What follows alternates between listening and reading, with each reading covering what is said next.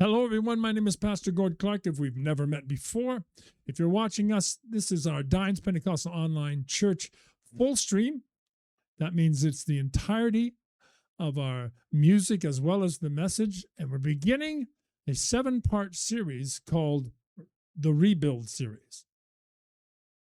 Is there anything in your life that you think needs to be rebuilt?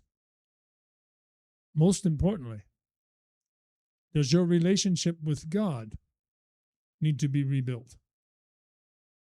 Do you have a relationship with God that needs to be built? We're going to talk about all of that in this very important series. If you're watching us on our YouTube channel, we encourage you to interact with us in the live chat. If you don't have a great deal of time today, you can watch the message portion only. It's already on our YouTube channel. It's already on our Facebook pages. If you'd like to do that, feel free to do so. But we're going to share a very special song. And I'm not even going to tell you the title. But as we like to do each week, we like to begin our service by praying and asking the Lord to take what we've prepared and recorded and use for His glory. Heavenly Father, we thank you today that you're in the build and rebuild business.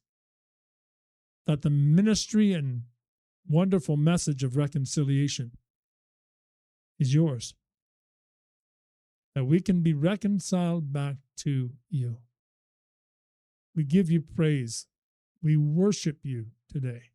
We thank you. We thank you, Jesus, for coming, taking our sin upon yourself, and dying, and rising again in victory over death, hell, and the grave, so that we could be reconciled back to God. We give you praise. We give you thanks. We offer back what we've recorded for you to use for your purpose and your glory in reconciling other people back to you. For your glory, your praise, we worship you today and we give you thanks. Amen. Once again, let me thank you for being with me today. And we do hope that you enjoy the music. Again, there's a special song that you're going to really like. I just learned it this past week, and it's powerful. Powerful song. Thanks for being with me. God bless you. At just the right time, when we were powerless, Christ died for us. God showed He loved us while we were sinners. Christ died for us. So praise be to God the Father. Praise be to God the Father. Praise be to God the Father. 'Cause in His mercy, He's given us new birth into a living hope, into a living hope, a living hope.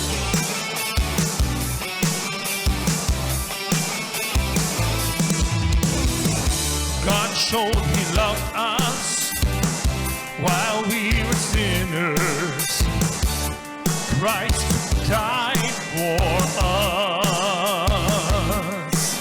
So praise be to God the Father. Praise be to God the Father. Praise be to God the Father. 'Cause in His mercy, He's given us new birth into a living hope, into a living hope. And in His mercy, He's given us new birth into a living hope, into a living hope. And this hope will not put us to shame. It will not put us to shame. Yes, this hope will not perish your faith. It will not perish your faith. And this hope will not put us to shame. It will not put us to shame. And this hope will not perish or fade. It will not perish or fade.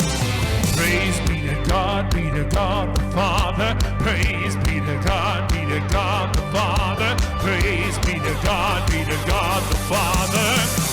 'Cause in His mercy, He's given us new birth into a living hope, into a living hope. In His mercy, He's given us new birth into a living hope, into a living hope. And this hope will not put us to shame, will not put us to shame. And this hope will not perish or fade, it will not perish or fade. And this hope will not put us to shame, will not put us to shame. And this hope will not perish or fade, will not perish or fade. A living hope.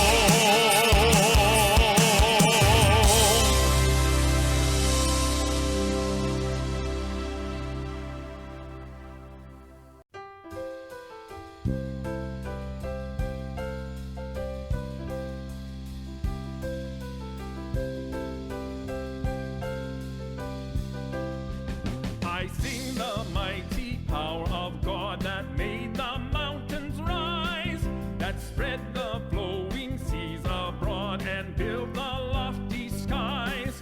I sing the wisdom that ordained the sun to rule the day. The moon shines full at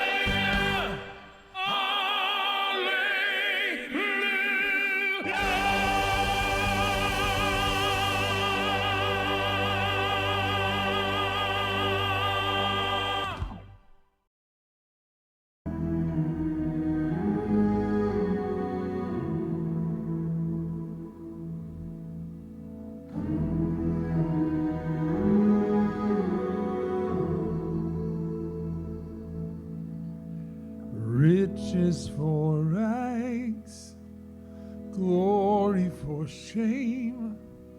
What a wonderful exchange,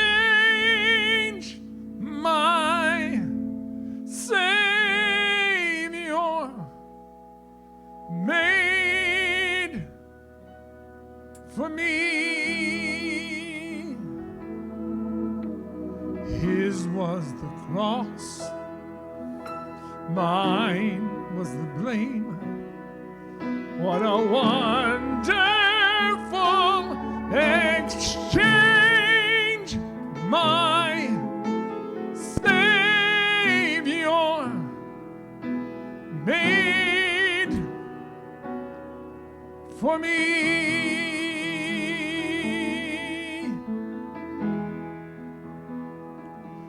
I will lift my eyes to Calvary, where my Jesus died and covered me. You gave it all, now it's paid in full. Lord, I can't believe you did that for me.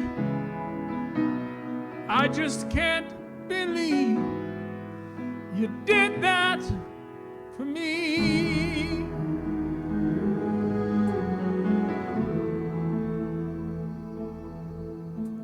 Beauty for ash, triumph for tears. What a wonderful exchange, my Savior made for me. His was the loss, mine was the gain. What a wonderful exchange, my Savior made for me. I will lift my eyes to Calvary, where my Jesus died and covered me. He gave it all, now it's paid in full. Lord, I can't believe you did that for me. Lord, I can't believe you did that for me. You really did it. You really did it. You really did it. Lord, you really did it. You really did it. You really did it. If it comes chasing after I'm covered. My shame lost the battle to my Savior's love. If it comes chasing after, I'm covered.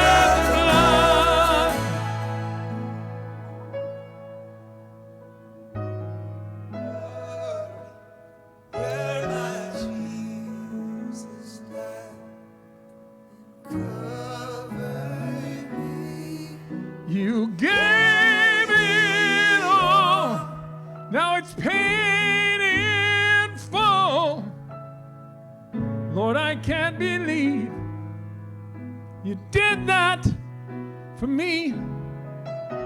Lord, I can't believe you did that for me. He really did it.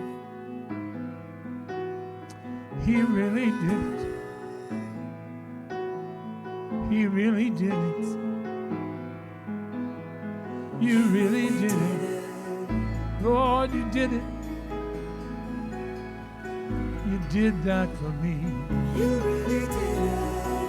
For all who come, you did it. You really did it.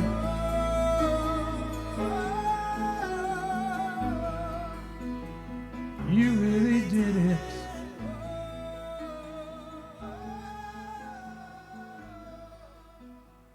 He really did it.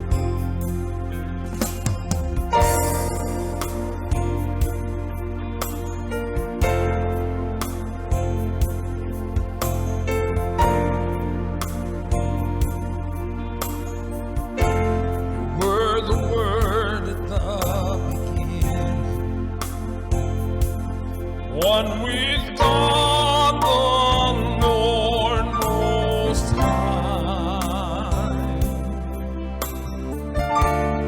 Hidden glory in creation, now revealed in you are Christ.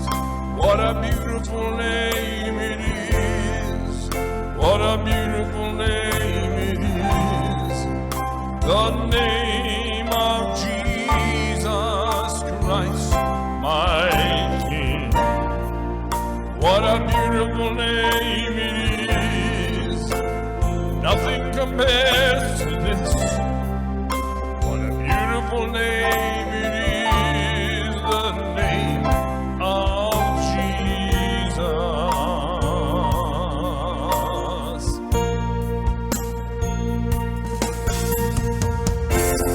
King of kings in matchless splendor, Lord of lords in majesty.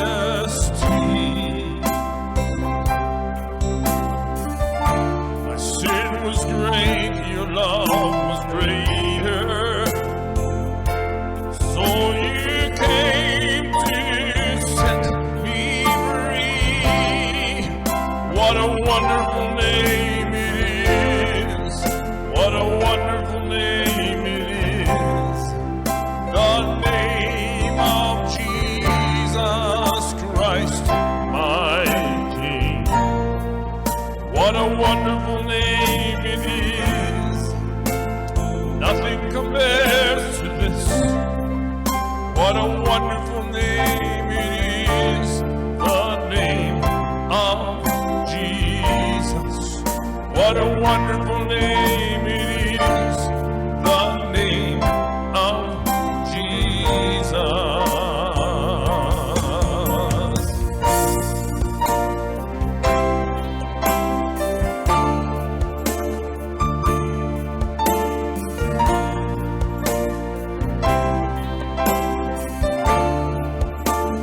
Death could not hold you, veil toward me for you.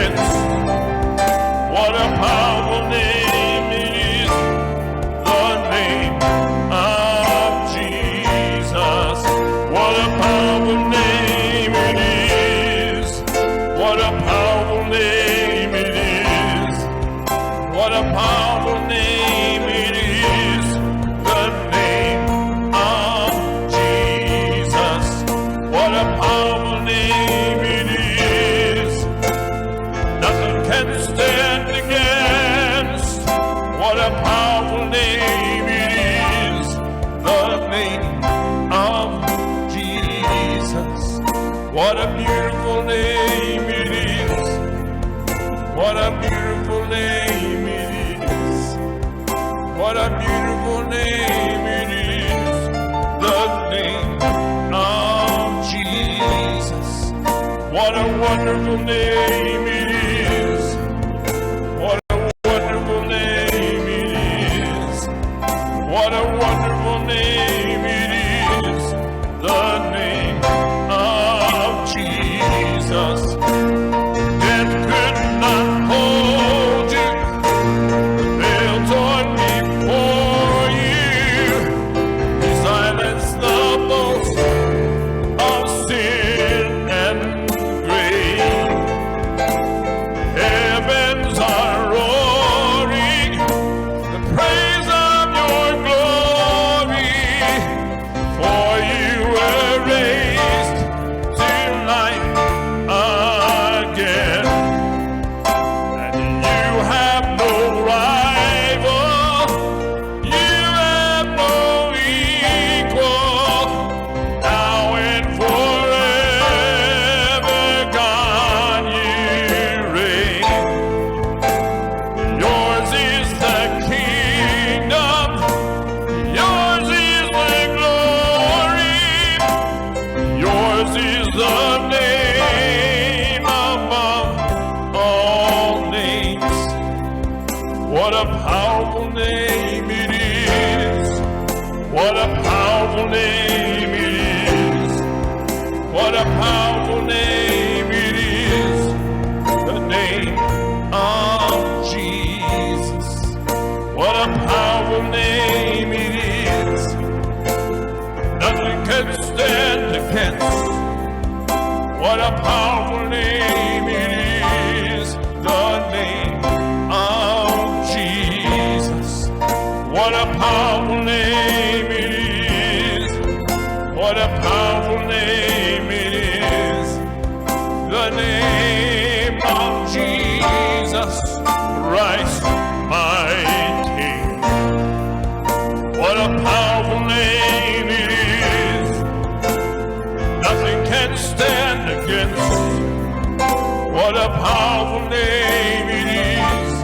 The name of Jesus. What a powerful name it is. The name of Jesus. What a powerful name it is. The name of Jesus.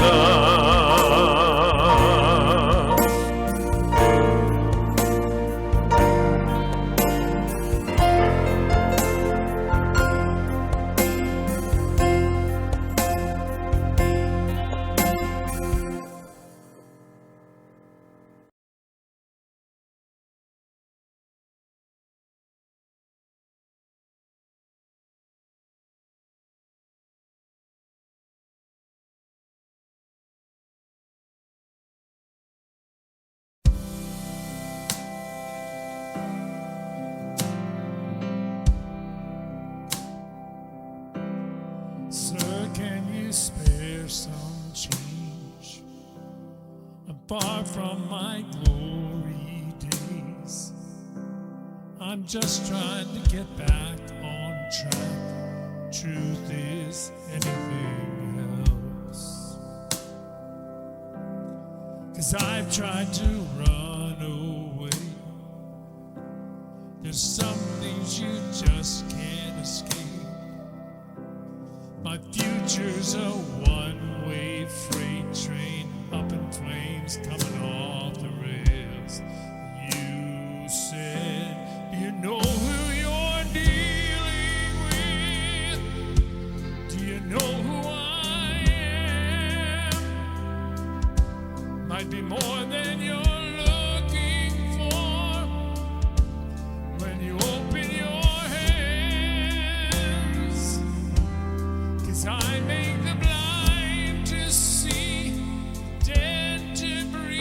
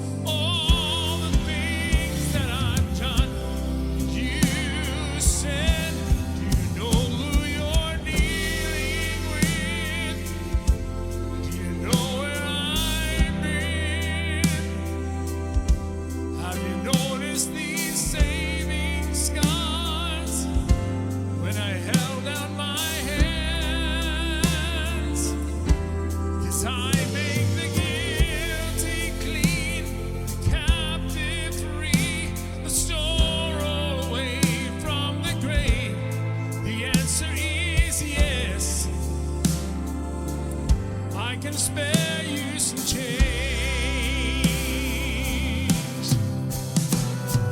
I've been there morning to midnight. I've been there all of the days of your life. I've been there willing, waiting, hoping you'd ask me for change.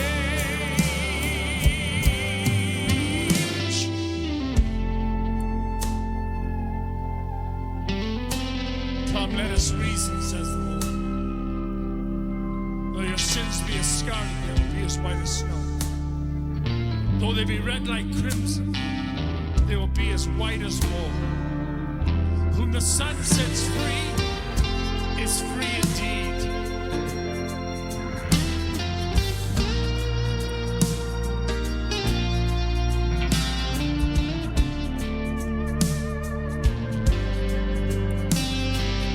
Oh, do you know who you're dealing with? Know where I've been? Have you noticed these saving scars when I held out my hands? I made the guilty free, captive free, stole all away from the grave. So the answer is yes. I can spare you some change. The answer is yes. I can spare you some change.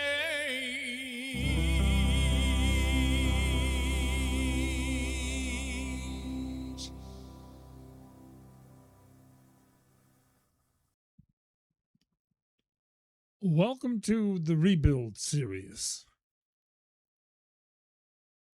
9 years ago, hard for me to believe, but it was 9 years ago, we did a series of messages called the Build series. So I was thinking of what I'd like to do preach-wise over the next few weeks, and I thought, well, let me do the Build series again. In fact, I chatted with my son about it. I said, I'll do the Build series again. But then I started thinking of, I don't need to do the Build series. I need to do the Rebuild series. And I'm going to show you some of the things that we really need to consider. Maybe there's something, particularly your relationship with God, that you need to rebuild. So we're going to start off with the R of rebuild and reconcile. Reconcile. If you're going to rebuild, you need to reconcile. So reconcile means returning to faith or harmony after a conflict. Maybe you have had a situation with God where you were angry. Maybe God didn't answer things the way you thought he should. And for maybe many years, maybe 9, 10, 11 years, or 20 years, or 40 years, you've remained angry with God. Well, it's time to reconcile. It's long past time to reconcile with God. Reconcile that relationship with God and come back into that harmonious relationship with God. I'm going to say this, and I'm not trying to be funny, but you're not hurting God by not being in right relationship with him. You're hurting yourself, and you're hurting your eternal destiny. So you need to come back and you need to reconcile with God. And I'm going to show you a large number of scriptures today. We're basically going to go through a whole bunch of verses from one chapter in the book of Colossians and then connect it with the book of 2 Corinthians. So let's start off. Colossians chapter 1 and verses 13 and 14.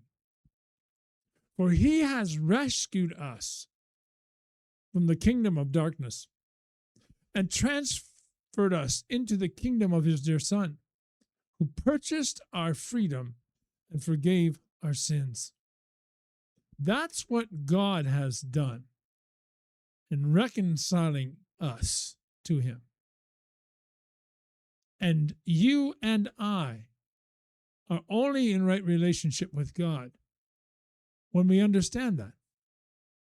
It's the work of the Holy Spirit who transfers us into his kingdom because of what Jesus accomplished. And he offers us freedom from our sin and freedom from our anger.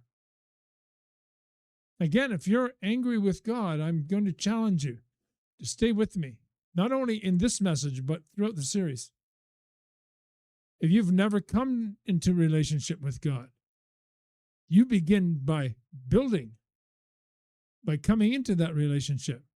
Now, listen to me carefully. It's God who does the building in us.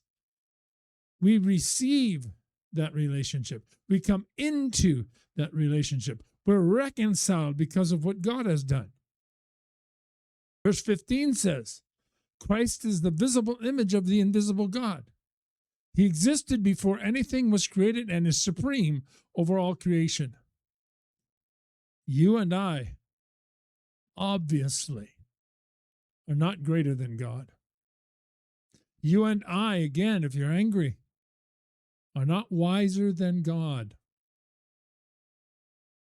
You and I need to submit to God in order to be reconciled with God. No matter where you are, no matter what you've done, no matter what you think has been done to you, God is the one who is all wise. God is the one who also loves you enough to want to reconcile you back to him. If you've had a relationship with God years ago, and somehow, no matter what it was, by neglect or by anger or by bitterness or whatever it is, you've been separated from God for years, you can come back. You can be reconciled back to God. Verse 16 says, For through him God created everything in the heavenly realms and on earth. He made the things we can see and the things we can't see. The things we can't see, such as thrones, kingdoms, rulers, and authorities in the unseen world.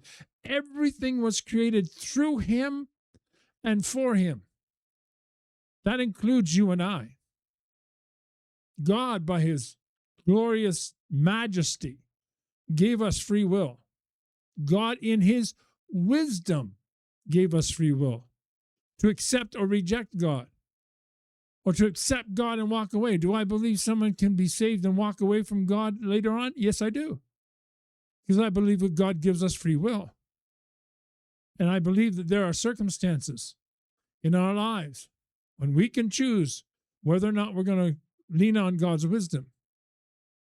And God will allow us to do that. But I'm here to tell you today, you can come back.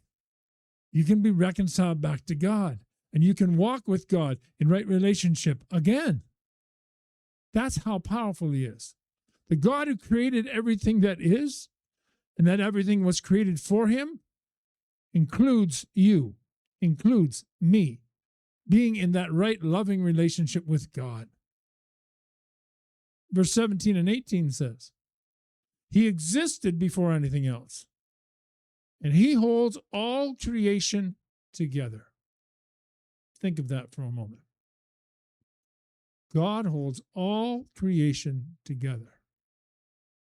Christ is also the head of the church, which is his body. He is the beginning, supreme over all things, who rise from the dead, so he is first in everything. God's not asking for your suggestions. God's asking for your submission into right relationship with him. Man, woman, boy, or girl. Now, submission properly understood, that he who created all that is, he who is all wise, is going to do what is best for you.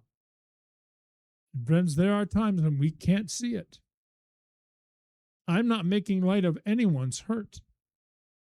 I'm not making light of anyone's feeling that Maybe God did something wrong.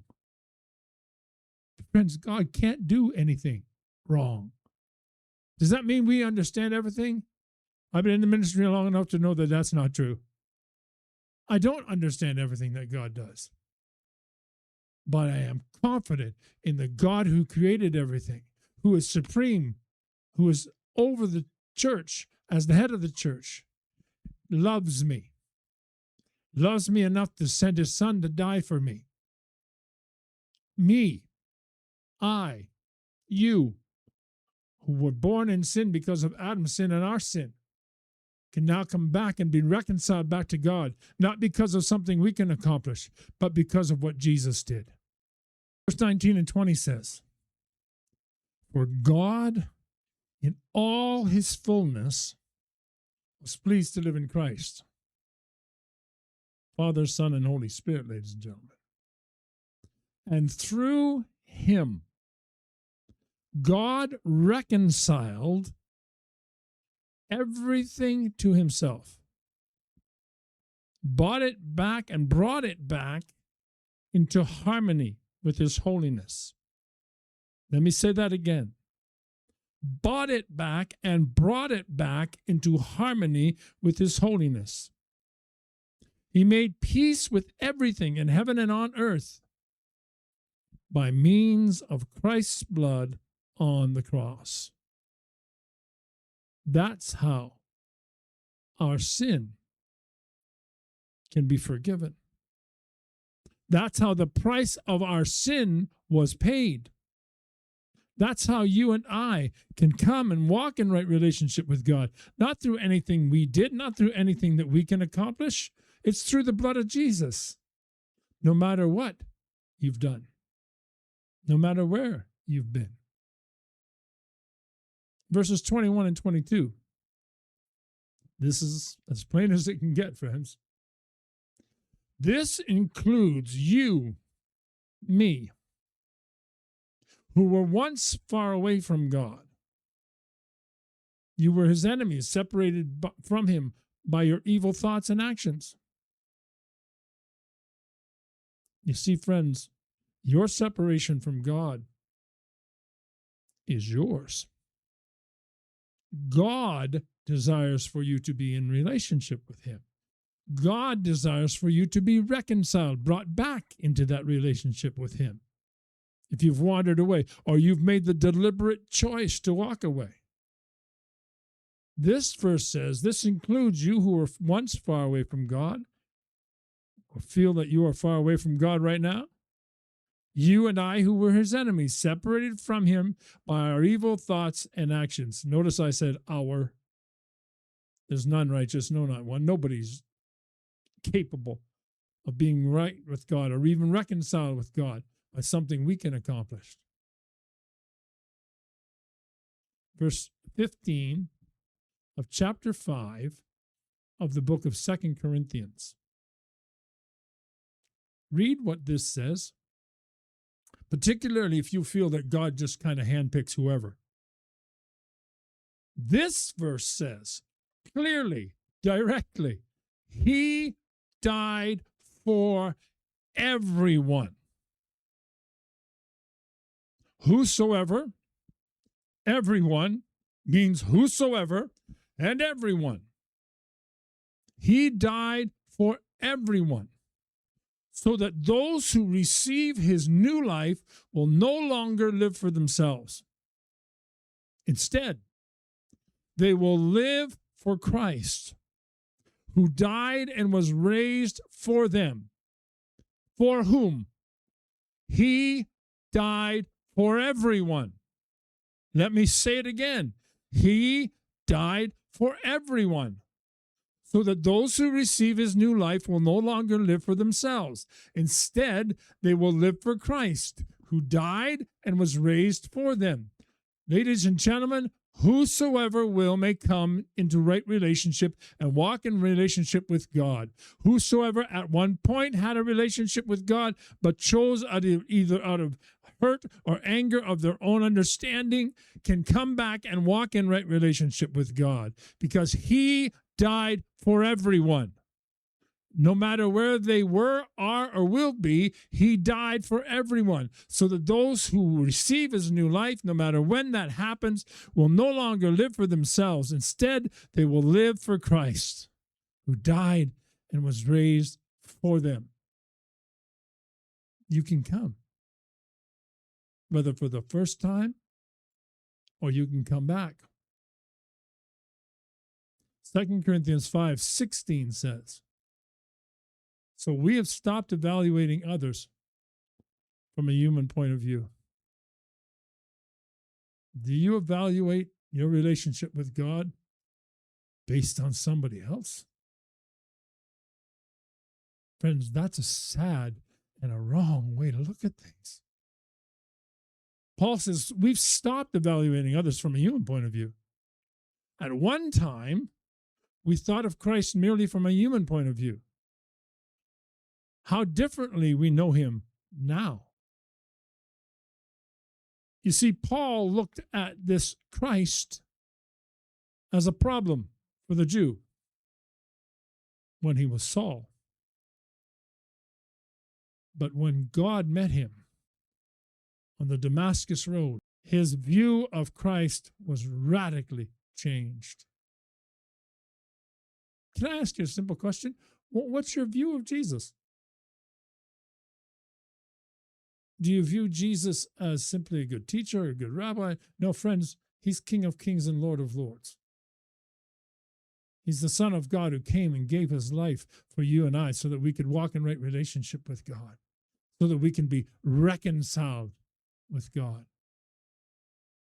So stop evaluating people and stop evaluating Jesus by the view of others, good or bad. Know and walk in relationship with God for yourself. We are called to be part of the body of Christ, but friends, we come to Christ as individuals. We walk in relationship with God as an individual. Part of the body, absolutely, unequivocally, yes. But friends, our view of Jesus is ours. Can there be influence? There certainly is, sometimes very wrong. But can there be influence from others that's very good? Check what the Bible says. Check what they're saying. Ask the Holy Spirit to give you wisdom and direction for that understanding. 2 Corinthians 5:17. This means that anyone, again, everyone, anyone, whosoever, this means that anyone who belongs to Christ has become a new person. The old is gone, a new life has begun. The old is gone, a new life has begun. Oh, but Pastor, I served Jesus when I was a kid, or I served Jesus until something happened that made me angry, or I served Jesus until something I felt God wouldn't do that, and it happened to me. Ladies and gentlemen, you can come and you can be built up in your most holy faith. And here's another joy. You can come and be rebuilt. That's how much God loves you. And that's how powerful God is. But again, no matter what you've done and where you've been, what's happened to you, you can come and he will exchange your sin and your separation from him for his ability to reconcile you back to him. That's the God we serve. Verse 18. And don't miss this, because it's critical.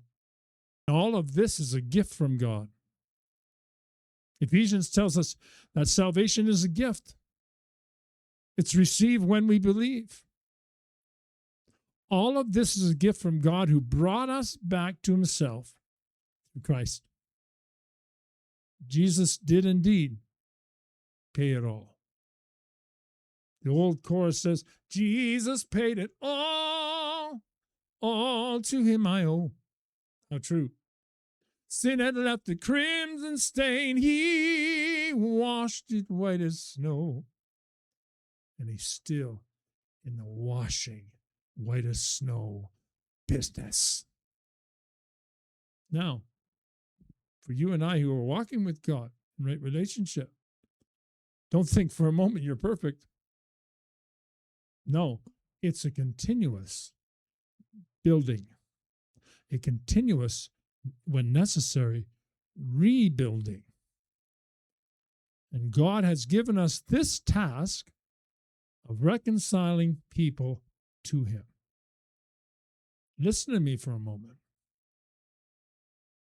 Have you ever had to rebuild something? You maybe have heard somebody use the phrase when it came to a building, take it right back to the studs, or take it right back to the foundation. Sometimes we've got to do that. I was thinking of that when I was thinking of doing the series. Instead of being the build series repeated, I was thinking of doing rebuilding. What that meant to me. And asking God, Lord, take it right back to where it's necessary in my life. If it's the very foundation or it's right back to the studs of my wisdom and understanding of you through the Holy Spirit, then do it. And friends, that's the critical area. If God has given us this task of reconciling people to Him, we obviously must be reconciled to God ourselves, and we must be continually trying to become more and more what He would have us to be in order to minister that concept of reconciliation to others. Follower of Jesus, does God need to take right back to the very studs or the foundation in your life? Because you're cluttering it with a lot of things other than Him, other than His relationship with you, other than the direction and power and purpose of the Holy Spirit. Well, let Him reconcile that so that you and I can then walk in that ministry of reconciliation towards others. 2 Corinthians 5:19. For God was in Christ. That's what we read in Colossians. Reconciling the world to Himself. No longer counting people's sins against them. And He gave us this wonderful message of reconciliation. We have to tell people to taste and see that the Lord is good. And the Lord is forgiving. Again, if you've been bitter with God or angry with God for days, weeks, months, perhaps years, I'm here to tell you that God still loves you. God has a plan and purpose for you, and that you are hurting yourself. And the God who loved you enough to send His Son for you is willing to forgive you. Will you understand it? Will it be explained to you? No, not necessarily. Possibly, but not necessarily. But in order to be in right relationship with God, you're going to have to come and be reconciled with Him. The thief comes to rob, to kill, and to destroy. Jesus came in order that we might have life and more abundantly. So one of two choices is happening. You're allowing the devil to flame that fire of anger and bitterness and hurt, or you're going to allow the Holy Spirit to burn away all of that anger and bitterness. Fan the flame of hope and wisdom and direction and reconciliation of the Holy Spirit. You see, the ministry of reconciliation, the wonderful message of reconciliation, the greatest message there is. Understanding that God came. Think of the anger. Think of the self-aggrandizing of being superior, more wise than the Son of God. So we'll kill Him. But Jesus took all of that upon himself. And he said, don't ever forget, Father, forgive them. They don't know what they're doing.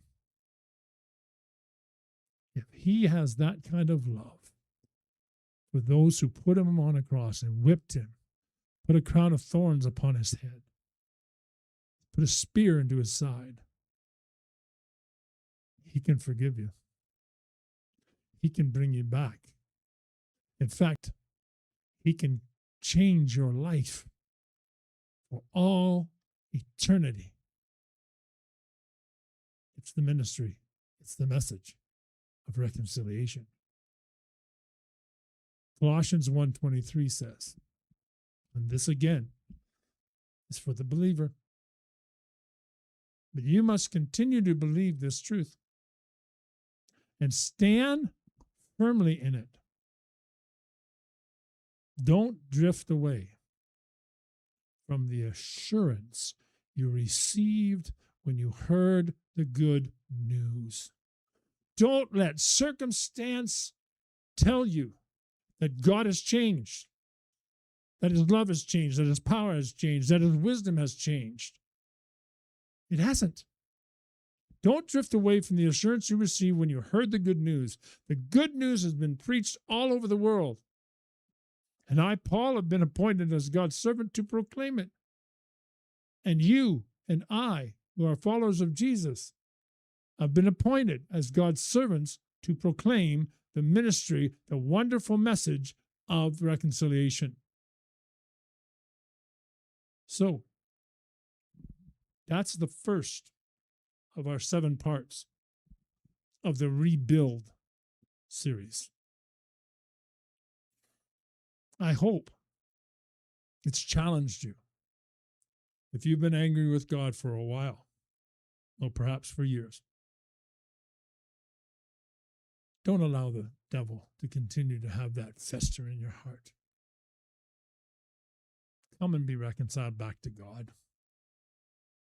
Come today and be reconciled back to God. And he'll replace that bitterness and that anger with joy and peace in the Spirit. I will not tell you that you will understand everything and why. Ladies and gentlemen, oftentimes the truth is the why is left to God. But this we know, that the ministry of reconciliation says Christ did all of that to take all of our anger, all of our bitterness, all of our sin upon himself, and to die and to rise again, so that no matter where you've been, no matter what you've done, not even what you feel, you can come and be reconciled back to God. Thank you for being with me as we begin this, I think, very important series, the Rebuild series.